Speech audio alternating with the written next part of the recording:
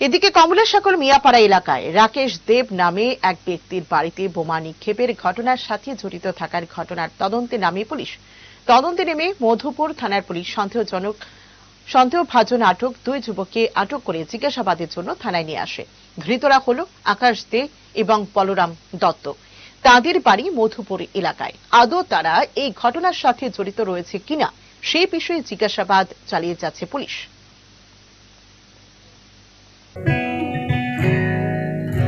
জুড়ে থাকে বাঁধন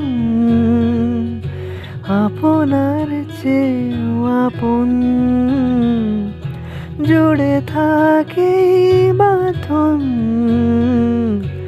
আপনার চেয়েও আপন, আপনার চেয়েও আপন।